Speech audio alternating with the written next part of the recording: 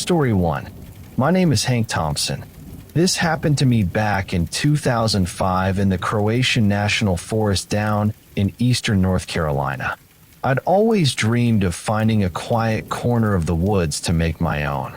So I saved enough cash, bought a patch of untamed land near a stream, and with my own 2 hands built a small shack.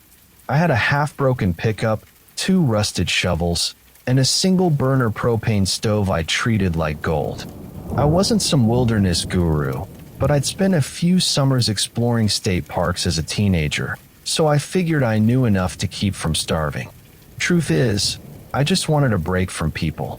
My job in Raleigh cleaning offices had been a string of double shifts, and it nearly drove me nuts. So when an old buddy offered to sell me his grandfather's forest lot cheap, I jumped at it. That first month, I spent most of my time figuring out how to keep my little shack upright. The roof leaked any time a storm rolled in, and the floor was just a few plywood boards slapped together. I had to wedge stones under one corner to level it. I remember cussing at the hammer on those muggy afternoons, the gnats practically moving in with me. But I liked it. I'd start my day with coffee heated over a slow-burning fire. And at night, I'd crack open a warm beer while listening to crickets. I got to know my nearest neighbors, which amounted to 3 other folks living off rough gravel roads. One was Bill Lawson, a wiry fellow with a thick mustache and an old hound named Reggie. We sometimes traded stories about broken generators or swapped fishing tips. Bill looked about 60, but he talked like a happy kid. He always said, "If the fish don't bite, don't blame the fish. Blame your sorry lure." I appreciated his sense of humor. My only brush with real trouble in those early weeks came from rummaging raccoons. They knocked down my garbage can at least 4 times, forcing me to build a small lockable bin so I wouldn't wake up to trash strewn everywhere. A small annoyance, but manageable. Aside from that, life was peaceful. Around the middle of June, I started noticing a few unexpected visitors. At first, I spotted a boot print near my water barrel. It was too big to be mine. Then I found cigarette butts scattered by the edge of my clearing. I don't smoke, so that raised a flag in my mind. I tried not to get paranoid, but it felt odd. One afternoon, I caught sight of a pale guy about 20 yards from my shack. He was staring at me from behind a cluster of pines. Tall, skinny, maybe early 30s, with black hair that looked greasy even from a distance. The moment I waved, he slipped into the woods. No greeting, no explanation. I told myself it might have been a hiker, but it nagged me. The Croatan National Forest has trails, sure, but not many people stumbled this deep on foot. A couple of weeks went by without another sighting. I forced my mind off it, busying myself with gathering firewood and patching the walls. On Sunday, Bill stopped by to deliver some catfish fillets he'd caught. I asked him if he'd noticed anyone strange. He shrugged and joked, "Hank, folks might say you're the strangest person in this neck of the woods." We both laughed, but there was an uneasy pause after. One humid evening, I decided to walk down an old logging road behind my shack. The sun was setting, and the sky turned copper. I hoped to maybe spot deer or gather some wild blackberries. My only brush with real trouble in those early weeks came from rummaging raccoons. I'd wandered about a mile when I got a whiff of something foul. It smelled like a mix of old garbage and something else, something sour. I followed the odor, figuring it could be a dead raccoon or deer. The stench intensified near a small ditch, so I flicked on my flashlight. That's when I saw Bill Lawson lying motionless on his back. He wasn't breathing. His shirt was torn, and it looked like he'd been stabbed in the chest. I dropped to my knees and put a hand on his neck, hoping for a pulse. There was nothing. My stomach lurched. I could see the dried blood. I checked around, my hands shaking so hard I nearly lost my flashlight. My mind went in circles. Should I run for help? Should I try CPR even though I knew it was too late? His eyes stared blankly, and I realized with a jolt that Bill's old hound, Reggie, was nowhere to be seen.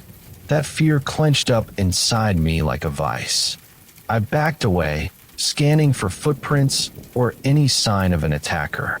I found deep boot tracks like someone had paced around, same size as the prints near my water barrel. My heart pounded. I tried to keep calm, though I felt tears burn at the corners of my eyes. Bill was a friend, and he was gone. I couldn't call 911 from my shack because I had no phone line. My cell never got reception out here anyway. Nearest place with a landline was a small bait shop off the highway, maybe a 45-minute drive. I hurried back to my shack, locked the door, and grabbed my old hunting rifle from the corner. I paced. I couldn't believe Bill was dead. That tall, greasy-haired stranger floated back into my mind. I sat there for what felt like hours, the rifle resting on my lap. I planned to drive to the bait shop at first light. I was afraid to leave in the dark, though. My place had no electricity, so once night fell, I was basically a sitting duck with a lantern. I decided to wait. I thought maybe if the killer came around, I'd be ready. The night was long.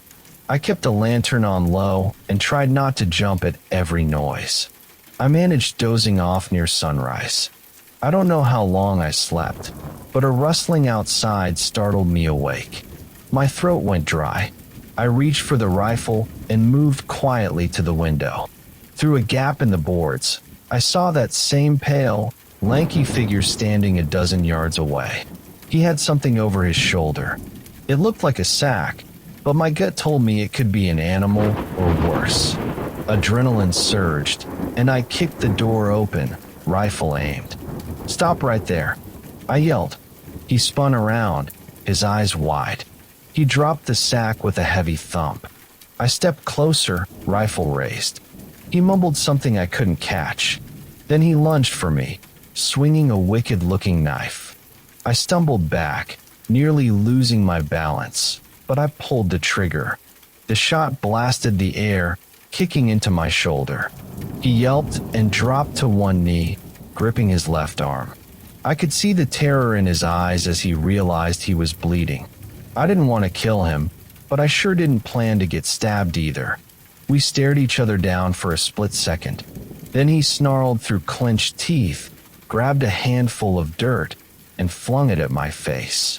I raised an arm just in time, but he sprang toward, slicing my forearm. Pain tore through me. I squeezed the trigger again, but the shot fired wide. He managed to punch me in the side of the head with surprising strength. I stumbled, feeling the world tilt. He tackled me to the ground and tried to stab me in the chest. Somehow I wedged the rifle between us, struggling to keep the blade away from my ribs.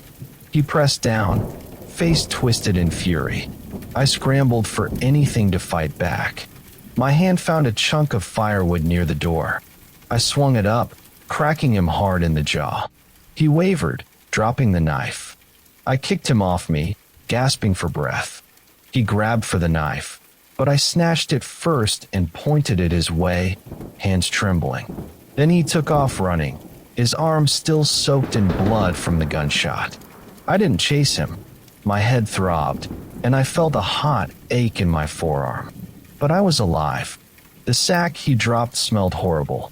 I nudged it open with the toe of my boot, half afraid of what I'd find.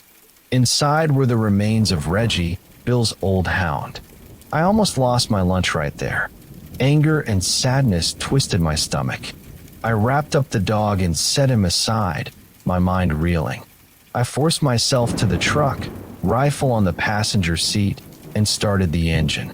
I drove until I reached that bait shop. I burst inside, telling the owner to call the sheriff. My voice shook, and I must have looked like I'd crawled out of a war zone. The sheriff and a deputy arrived an hour later, along with an ambulance. I led them to Bill's body and to my shack, describing everything that happened. They roped off the area, took photos, asked me endless questions. The sheriff said they'd searched the forest, but that fellow was long gone by then. They found fresh footprints and some signs of a rough campsite hidden under pines, but no sign of him. They loaded Bill's body into the ambulance, and that's when it really sank in that he was gone for good. I couldn't stand to stay out there after that. I packed up my essentials. The sheriff offered to keep a patrol car around for a few days, but my nerves were shot. I've always considered myself tough, but I'll admit that fear and grief settled in my bones. I left the shack behind. Maybe someone else braver than me could make sense of it. I heard from the sheriff about a month later that they caught a man matching my description hiding near some abandoned cabins. Turned out he'd killed a drifter too, though I never got all the details. I still remember Bill's easy laugh and the way he'd pat Reggie's head whenever that old hound fell asleep under the porch. Sometimes when I'm driving on a quiet road, I picture Bill's face, and I wish I'd never stumbled on him like that. I wish I could have done something more, but I learned that living off the grid doesn't mean you're alone in the world.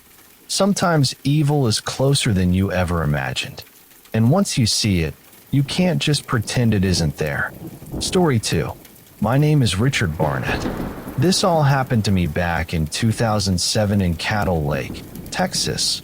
While I was living off the grid in a rickety fishing cabin, I fixed up myself after quitting my welding job in Dallas. I needed a break from the clang of the city and my boss's temper. So I bought this little patch of land near the water, figuring I could live cheap, fish for dinner, and breathe real air instead of exhaust fumes. My first few months out there felt like a constant vacation.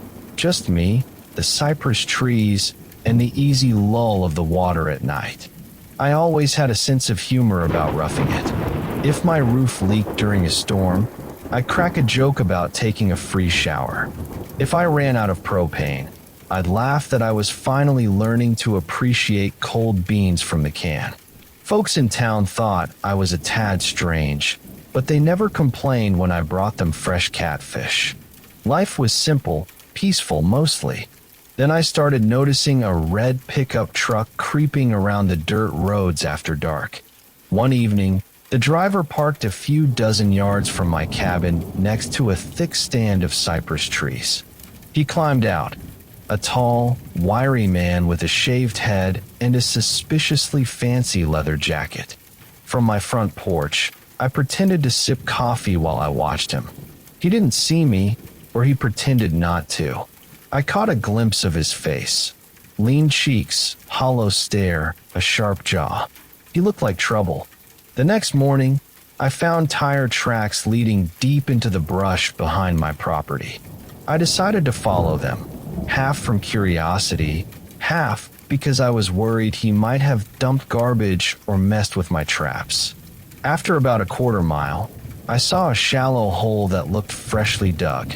The smell hit me before I realized what it was, a stench of decay and something metallic. I saw a dark bundle inside that pit. I didn't examine it too closely, not at first. My stomach twisted. There's a difference between seeing dead wildlife and seeing something that looks too much like a person. Shocked, I stumbled backward. Then I forced myself to step closer. Sure enough, it was a body. An older man from what I could tell. His shirt was soaked crimson. I backed away, my heart pounding. 1,000 thoughts flooded my mind, but the loudest one was that red truck. The man with the shaved head. He must have used my little slice of swamp as a dumping ground. I hustled home, locked my door, and tried calling the local sheriff. My cell phone barely worked out there, so it took me a good 5 tries to get a signal. They promised to send a deputy to check it out soon. Just hearing a calm voice on the phone steadied my nerves. I tried to eat a can of beans, but my appetite was gone. That evening, I sat inside my cabin with the lights off, watching through the shutters. At around 9 o'clock, I spotted that same red truck creeping down the road again, headlights flickering through the cypress. The truck stopped short of my cabin. The driver killed the engine, and the glow of a cigarette lit up his face inside. I stayed quiet. The night pressed in on me. I heard frogs chirping, heard the distant ripple of the lake. My fingers tapped the arm of my chair as I waited for something to happen. After a few minutes, the truck started up again and rolled back into the darkness. I let out the breath I'd been holding. Maybe he'd gotten spooked. Maybe he thought I hadn't noticed anything. I prayed the authorities would come in the morning, but at dawn there was no sign of a squad car. I went about my chores, hauling water, checking my fish traps, wondering if I should drive into town. A part of me just wanted to flee, but I couldn't leave that poor soul in the ground like that. I thought I owed him at least some justice. About mid-morning, I heard tires crunching along my driveway. I braced myself, heart hammering. When I peeked through the window, I expected a deputy's cruiser, but instead I saw the red truck again. The door opened, and the man with the shaved head stepped out, looking directly at my cabin. His jacket gleamed in the sun. I could see he had a gun strapped to his belt. My mouth went dry. He called out in a low voice, "Anyone home?" He took a few steps toward my porch. "I know you're in there," he said. "Let's talk." I took a breath and opened the door partway. "Morning," I said, pretending to be calm. "Something I can help you with." He looked me over. "You got a problem on your property, a big hole in the dirt." He let the words hang in the air. His stare made my skin crawl. "It's my property," I said. "I'd appreciate if you stayed off it." He gave a half smile. "I didn't mean to trespass, just got lost." Then he pulled the gun from his belt and held it by his side. "But if you went snooping, you might have seen more than you should." I tried to laugh it off. "I was out fishing all day yesterday. Didn't see squat." He shrugged. "Well, that's good. We won't have any trouble then." I nodded, but my knees felt weak. He took a single step closer. "Just so we're clear," he said, "folks who get nosy tend to vanish." I stood there silent. "You understand?" he asked. I forced a nod, though my hands were shaking behind the door. "Sure, I mind my own business." He tucked the gun back into his belt. "Smart." Then he turned and walked back to his truck, never breaking eye contact. He gave me a last warning glance before driving off. That night, I barely slept. Every creak made me jump. I figured I should pack up and drive to the sheriff's station in person, but I was worried he'd be watching the roads. By sunrise, I decided I'd paddle across the lake and find help in a neighboring county. Maybe that'd be safer. I grabbed my rowboat from the back of the cabin, packed some supplies, and pushed off into the misty water. The cypress trees loomed around me. Spanish moss hung low from the branches. I tried to row quietly. I got about halfway across the lake when I heard another engine.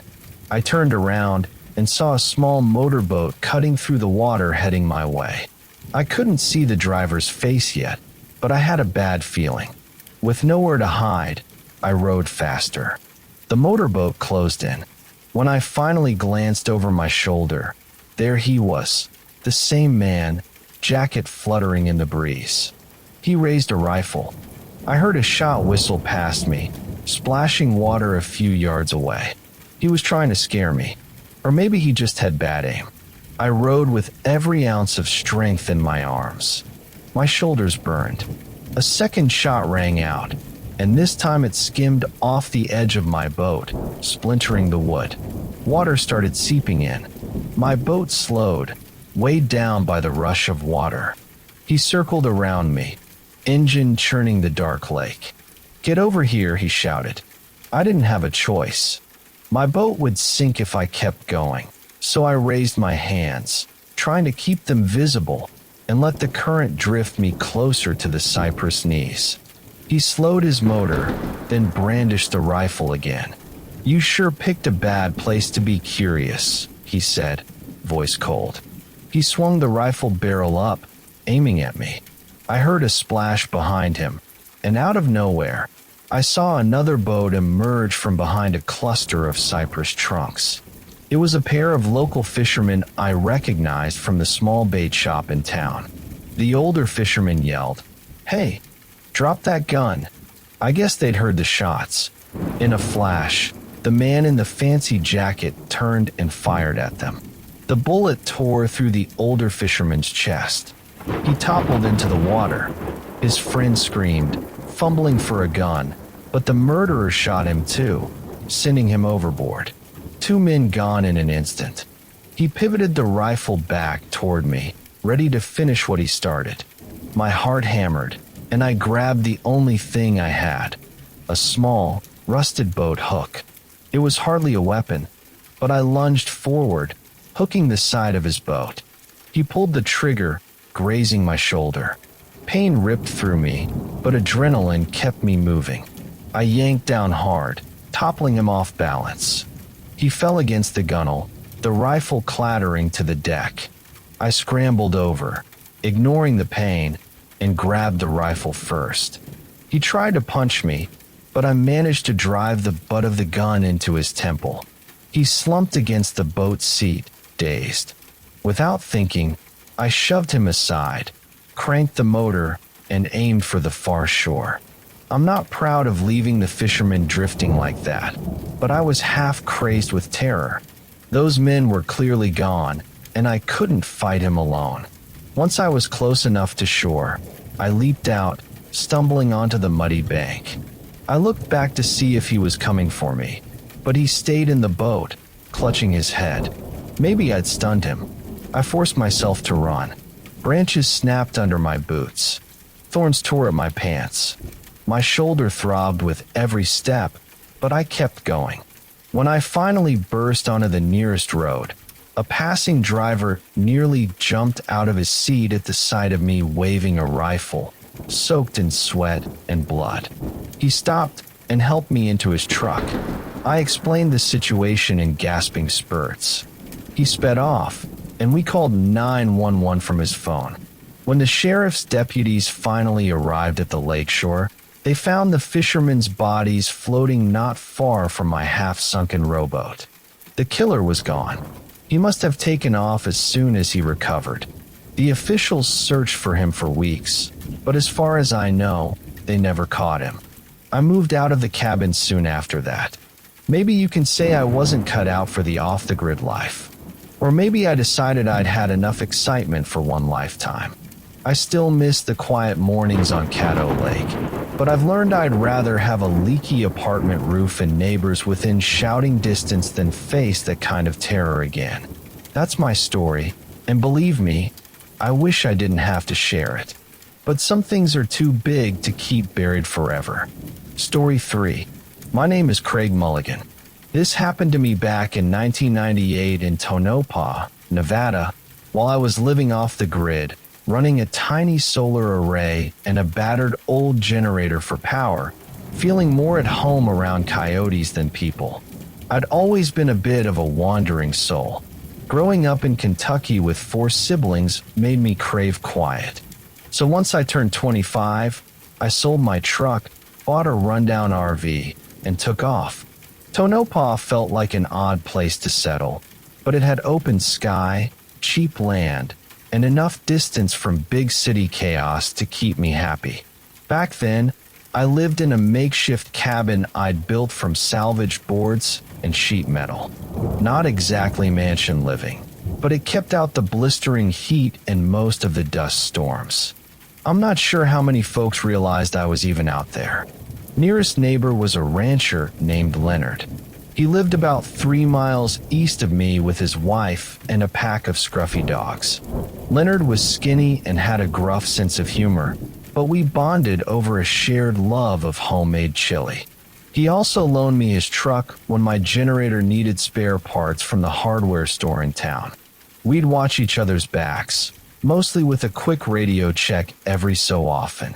Life was simple, though not exactly luxurious. My days were filled with tending a small vegetable patch, patching roof leaks, and rummaging for anything that might be worth $1 at the local junkyard.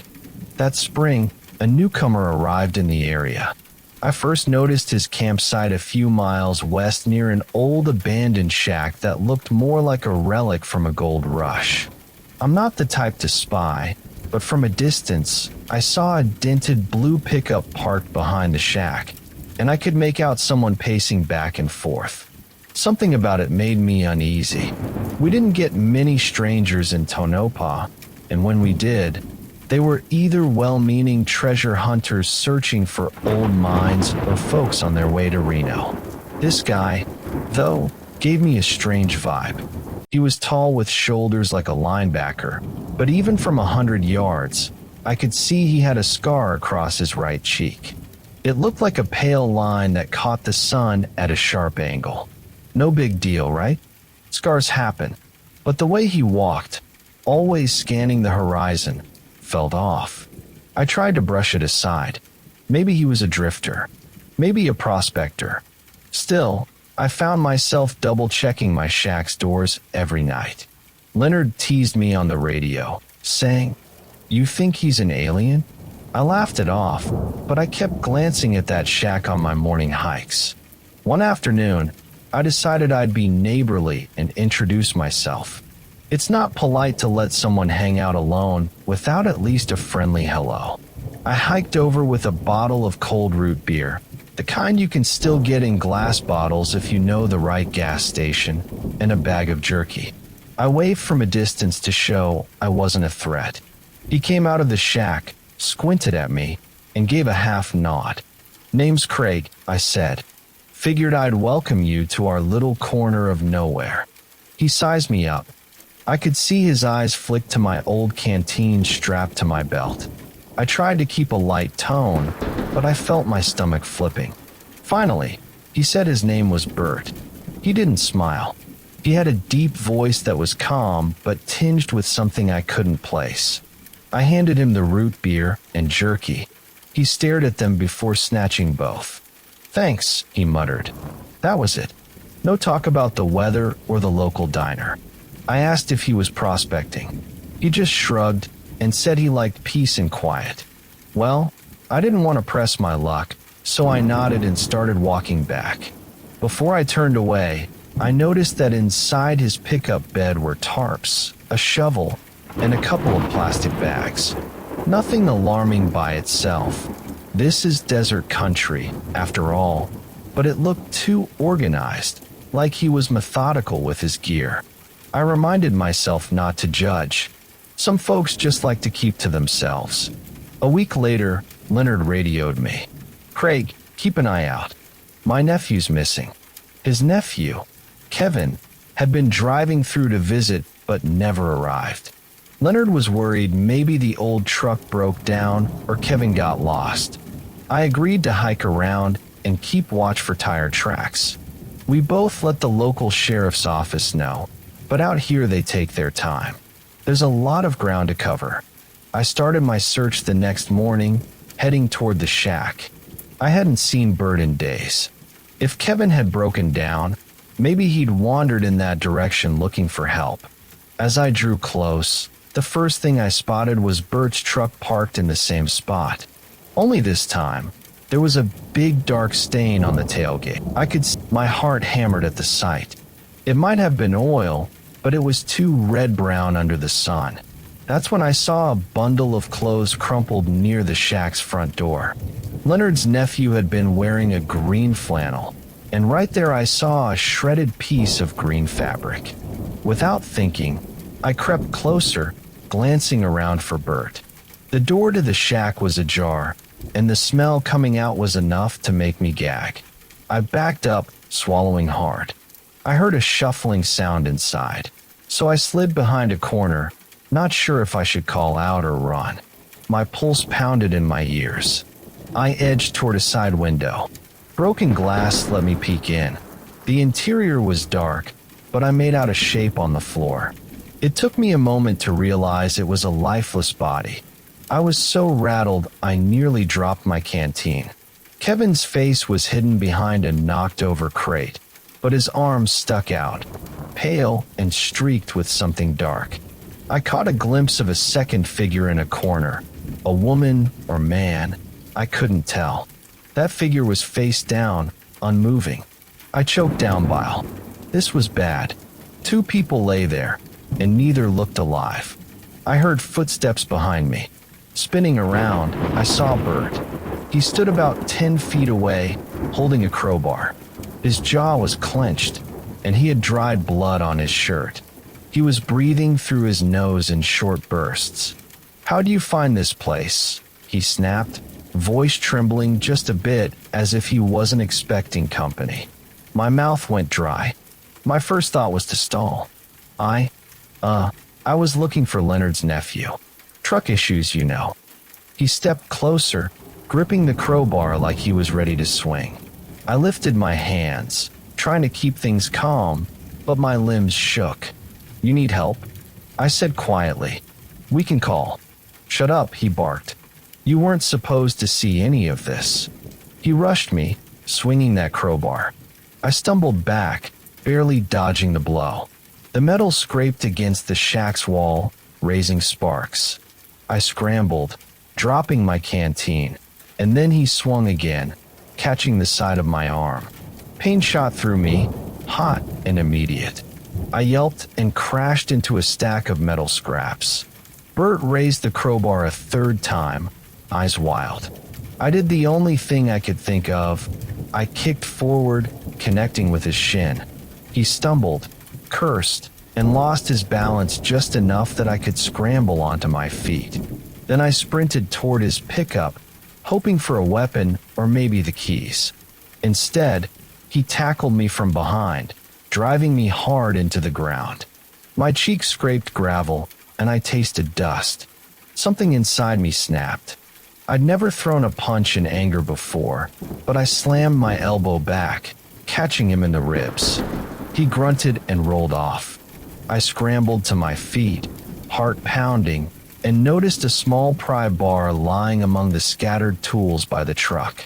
I scooped it up, and he lunged at me again, arms outstretched to grab my neck. I swung, and the metal connected with his forearm. He cursed and staggered away, eyes blazing with hatred. I glanced at the shack. Kevin was in there, along with at least one other body. I couldn't just run. Or maybe I could. I didn't know. My mind was screaming at me to get help. Still, Bert was blocking the path to the main road. I backed up, each step uncertain, trying to keep him in my sight. He spat at the ground and sneered at me like I was next on his list. Then a shout came from behind the shack. It was Leonard. He must have seen our scuffle and hurried over. "Leo." The crowbar clanged onto the ground. I stumbled forward, gasping, and waved Leonard to check the shack. He darted in and let out a low groan at the sight of Kevin's body. Leonard came out a minute later, pale and shaking, but said, "We need the sheriff out here now." I nodded, pressing a hand to the cut on my arm. It stung like fire, but I was thankful to be standing. Bert lay there, still conscious, face twisted in rage and pain. He kept glaring at me, but I turned away. We found a radio in Bert's truck. Leonard patched through to the sheriff, who arrived with 2 deputies soon after. They took Bert into custody, loaded him into a squad car, and started combing through that shack. By day's end, they found 3 bodies in total. One was Kevin. The other 2 were travelers who'd been missing for weeks. The sheriff told me Bert had a record of violent crimes. He must have been hiding out, picking off unsuspecting visitors who wandered too close. Leonard and I stuck around for hours, giving statements, answering questions, and watching the sun set over that battered old shack. By the time I got back to my place, I felt numb. I couldn't scrub the memory of what I saw inside that shack. The blood stains, the hopeless way Kevin's arm was angled, the final image of Bert with that twisted glare. For days, I stayed home, patching up my arm as best I could and fixing the bent sheets of metal on my makeshift cabin. Leonard stopped by once, bringing chili and a tired grin. He patted my shoulder and said, You did what you had to do. I nodded, words failing me. I'd come out here for quiet. Never imagined violence would creep into my little sanctuary. Tonopah's harsh desert wind carried on, sweeping dust across the plain, burying footprints in memories. Yet I can't forget the feeling of that crowbar crashing against my arm or the smell drifting from that shack when I peered inside. I'm alive, though, and so is Leonard. We'll go on canning vegetables, trading parts, and checking the radio. We'll keep living the way we've always done, grateful to see tomorrow. I guess that's all a man can do out here.